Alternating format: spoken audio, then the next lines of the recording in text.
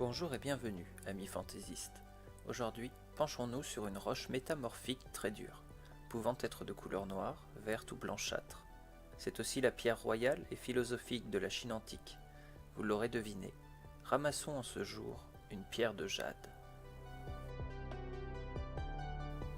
Dès les débuts de la civilisation chinoise, le jade fut la matière noble par excellence. Il fut utilisé dès la haute antiquité comme pierre d'apparat, sous la forme de bijoux ou objets d'art. Sa dureté, ses couleurs, son éclat et même sa sonorité et son contact se chargeront par la suite d'un riche contenu symbolique, voire magique. Pour exemple, citons cette histoire. Selon une légende orientale, un arc-en-ciel fut transformé en hache de jade pour aider les premiers hommes à lutter contre les bêtes sauvages, ce qui en fit la pierre du ciel, symbole de pureté, et lui permit ainsi de devenir l'attribut du souverain.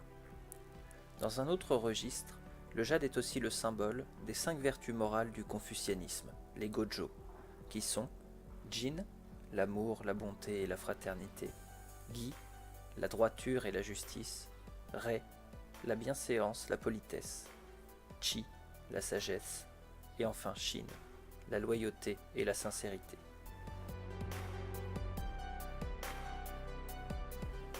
Utilisé par les empereurs de Chine comme objet cultuel et façonné en objet symbolique, le jade est censé prévenir et guérir les maux. Réduit en poudre, il assure l'immortalité aux taoïstes, tandis que lors de rites funéraires, il empêche la putréfaction des chairs, en obturant les orifices du cadavre ou en lui tenant lieu de linceul. Toutes ces formes d'utilisation contribueront à former un culte autour du jade, qui influencera par la suite l'art céramique avant d'être finalement exporté vers l'Occident.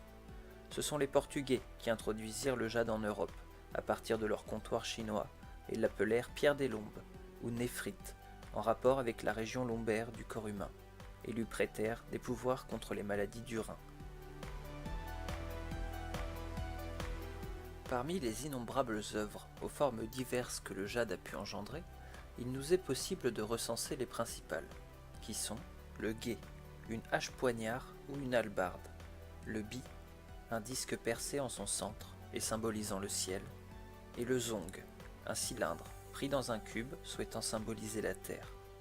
À celle-ci viennent s'ajouter de nombreuses représentations humaines et animales, parfois en ronde bosse, une technique de sculpture que je vous laisse découvrir par vos propres moyens, ainsi que des pièces de riches ornements. Enfin, une dernière forme symbolique prise par le jade en Occident est la célébration des 26 années de mariage, les noces de jade. Voilà, chers amis, il est temps pour nous de reprendre nos recherches. Je vous souhaite une bonne journée, en espérant que le symbolisme du jade aura éveillé la cupidité du dragon en vous. Je vous quitte à présent. N'hésitez pas à vous abonner ou à nous retrouver sur les réseaux sociaux, ou encore directement sur le site de Zarlia. Et n'oubliez pas, l'imagination se limite à nos connaissances. Notre connaissance est infinie.